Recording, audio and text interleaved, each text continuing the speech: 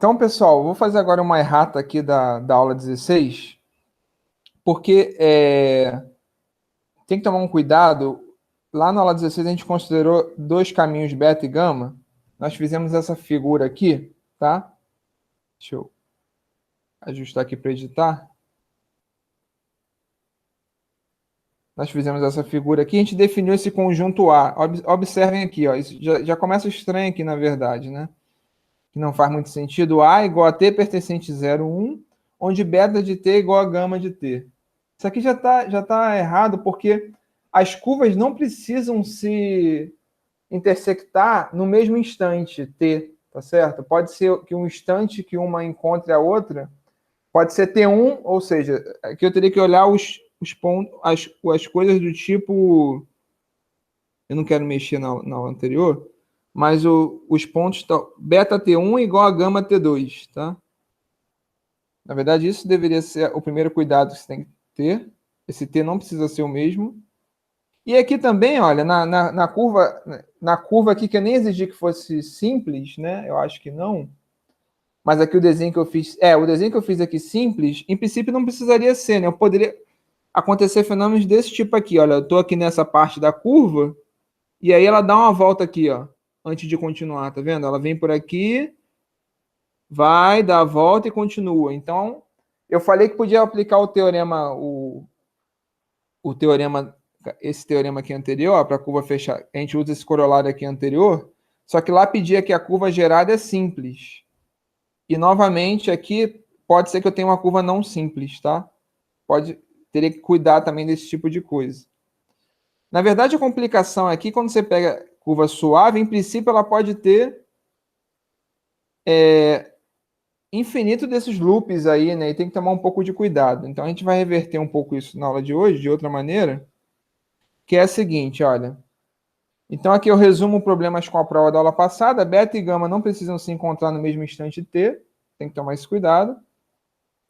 Uma outra coisa também que vale, a aproximação por polinômios, só aquela que nós fizemos, gastamos boa parte do tempo fazendo, ela só vale se a beta, do jeito que nós fizemos pelo menos, se a beta e a gama são de classe C1. Aí eu falei, se não for de classe C1, você faz por partes. Mas também, se você fizer por partes, não fica muito claro como é que você pode utilizar o resultado anterior. É outro cuidado que tem que tomar também, tá? Então, em princípio, vale só para beta e gama serem de classe C1, mas isso que eu vou falar é verdade. Quando você tem uma curva qualquer de classe... É lambda, não é gama. Desculpa, beta e lambda. Aqui é lambda também, né? Obrigado. Quando você tem uma coisa que não é C1 por parte, você pode fazer essa aproximação por C1. Poderia ser uma ideia tentar aproximar por curvas C1 ou polinomiais e fazer um processo limite, tá? O outro cuidado é esse aqui que eu comentei lá. Ó. Você tem, apliquei o teorema aqui nessas regiões, mas em princípio pode dar esses loops aqui que a curva não é simples, né? A curva aqui, ó, a beta nesse trecho aqui, digamos que a beta seja vermelha, ela não é simples, né? Então tem que tomar esse tipo de cuidado. Então, como consertar? A gente vai mudar aqui um pouco totalmente diferente. O que era corolário vai ser teorema e o que era teorema vai passar a ser corolário. Como? Então, vamos mostrar o corolário 2.7. Qual é o corolário 2.7? Deixa eu voltar lá. Aula 16. A gente vai, na verdade, mostrar esse corolário aqui. Ó. Corolário 2.7, só para lembrar o que era que toda função holomorfa num... Corolário 5.7, na verdade. Toda função holomorfa num domínio simplesmente conexo tem primitiva. A gente vai mostrar isso diretamente, tá? Esse é o corolário 5.7. Então, a gente vai... É 5.7, né? Deixa eu ajeitar aqui também. Deixa eu mostrar esse corolário 5.7, observando que na demonstração do teorema 5.1 da aula 11, então deixa eu voltar lá também, olha, qual o teorema 5.1 da aula 11? Aqui é isso aí que vocês viram com Yunis. Aqui, já tá no ponto. Né, vocês viram esse teorema? Dada uma função contínua, ela possui primitiva. Se somente se para qualquer caminho fechado, salvo por partes, a integral fechada nesse caminho é zero, ou a integral independe do caminho. Para qualquer caminho salvo por parte de gama em U, o valor da integral só depende dos pontos inicial e final, tá? Então lembra que o teorema 5.1 é esse. Como é que a gente vai mostrar o teorema 5.1 diretamente no nosso caso, pessoal? A gente vai observar o seguinte. A gente vai mostrar que a integral basta considerar essa função primitiva com a integral utilizando caminhos poligonais simples, ligando Z0 a Z. Z0 é o ponto inicial qualquer do domínio simplesmente conexo e Z é o ponto final. Então, ligando Z0 a Z com todos os segmentos horizontais ou verticais. Então, como é que a gente vai montar a nossa primitiva? A gente vai montar a primitiva utilizando todos os caminhos poligonais cujos segmentos são horizontais e verticais, tá? Esses segmentos do caminho poligonal são todos segmentos horizontais, paralelo ao eixo X, ou vertical, paralelo ao eixo Y. E aí a gente vai ver o exemplo daqui a pouco. Então, a gente observa que lá na demonstração do teorema do 5.1 que o Unisco fez com vocês, que ele construiu a primitiva, basta considerar esse tipo de caminho. Ou seja, se você mostrar que a integral independe desse tipo de caminho, então ela vai ter primitiva, tá? E tem uma coisa melhor que eu acabei pensando depois. Então, qual é a ideia? Olha, como é que a gente vai usar aqui para um domínio simplesmente conexo, de fato, a integral independe desse tipo de caminho? Dessa maneira aqui, olha, eu vou usar... Então, vamos pegar um domínio simplesmente conexo, e eu estou pegando duas curvas, digamos, gama e beta, a beta em lilás e a gama em vermelho, com esses caminhos poligonais. Está vendo que são caminhos poligonais? Todos os segmentos são ou paralelos ao eixo X, horizontal ou vertical. Então, o que acontece? Olha, nesse tipo de trecho aqui, você tem que essa integral aqui nessa parte é igual a essa, porque você está usando aquele teorema da aula passada. É um caminho simples, tá? A beta nesse trecho é simples, a gama a mesma coisa, então essas integrais são iguais. Aqui é a mesma coisa. Ó. Aqui vai continuar, olha, nesse caminho aqui, nessa parte aqui, as duas integrais são iguais, novamente você tem um caminho simples, tá? Aqui, elas coincidem, só que onde coincide já é naturalmente igual. Então, até aqui, elas coincidem por serem iguais, tá? Então, aqui, novamente, volta a ser igual. E aqui, novamente, volta a ser igual, olha. Porque, novamente, você tem um caminho simples. Ou melhor, quando você inverte a direção de uma delas, vai ser simples, tá vendo? Então, essas integrais são iguais. Isso sim é fácil, eu não estou dando todos os detalhes, mas quando você pega caminhos desse tipo, é fácil formalizar, tá? E qual a observação adicional que eu faço? Lá na demonstração que vocês viram com Yunis, basicamente usava que a f de z mais h menos a f de z era a integral de gama não, né? De sigma, de f de w dw, onde a sigma, lembra que o U é aberto, então se o h for pequeno, o z mais h tá contido em U. Pega uma bola aberta centrada em z, tá certo? Então a z mais h está contida em U, então a f de z mais h menos a f de z vai ser a integral de sigma desse caminho aqui, olha, da fzinho dw, tá? Como é que você pode observar isso?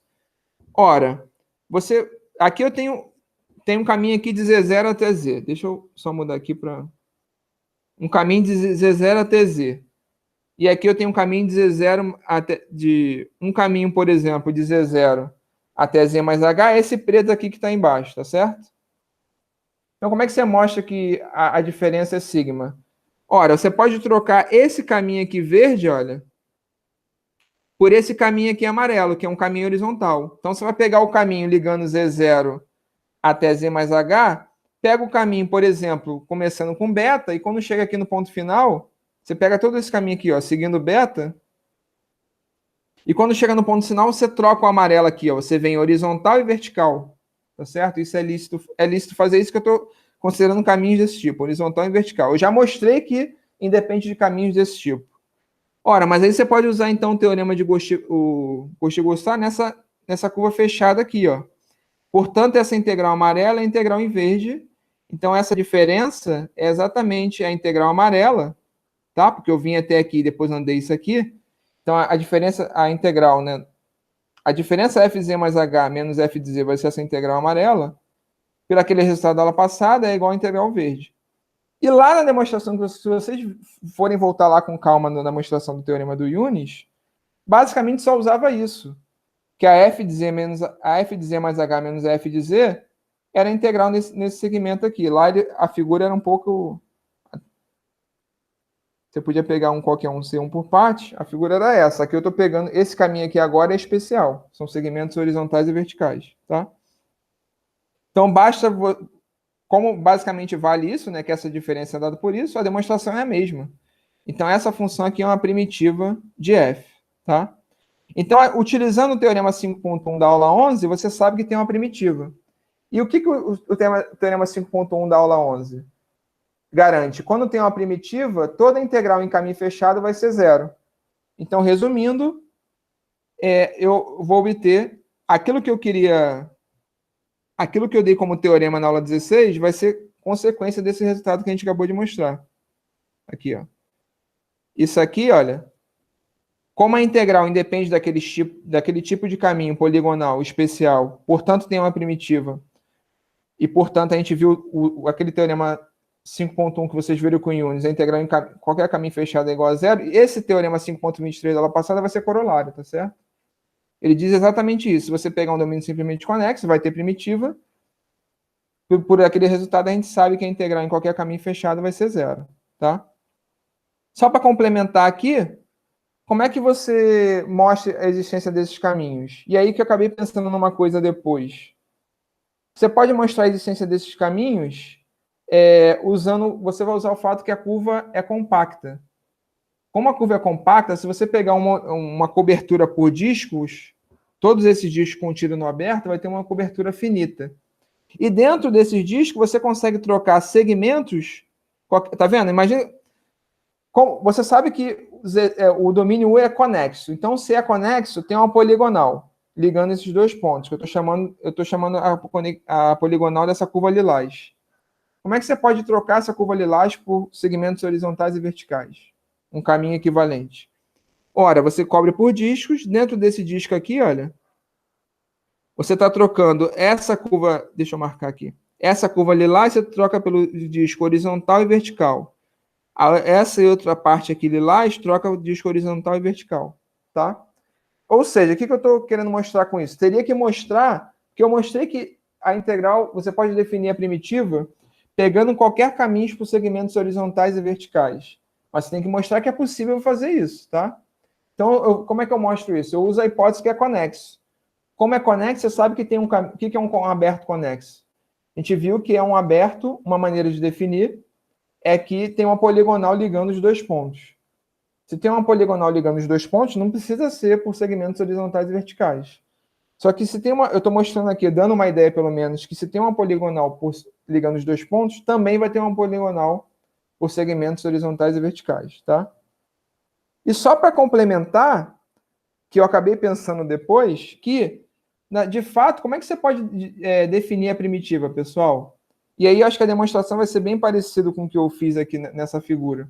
Na verdade, você pode definir a primitiva como a integral sobre qualquer poligonal, ligando Z0 a Z. Então, a primitiva que vai funcionar também é isso aqui, ó. Só para terminar, f de z vai ser integral de gama de f de w dw. Então, está aqui o Z0, está aqui o Z. Então, você vai pegar qualquer poligonal. Aqui eu peguei um poligonal com 3 segmentos, onde gama é qualquer poligonal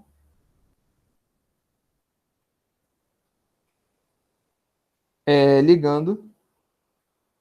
Vou pedir que seja simples, tá? Simples, para não ter aquelas autointerseções, ligando Z0 a Z. Então, novamente, olha, quando você fizer o f de Z0 mais H, então se você fizer o Z mais H aqui, ó, aí já sai até direto, né? Então, você vai ter uma outra poligonal aqui de outra cor. Lembra que a gente está chamando esse caminho aqui de gama? É claro que o f de z mais h menos f de z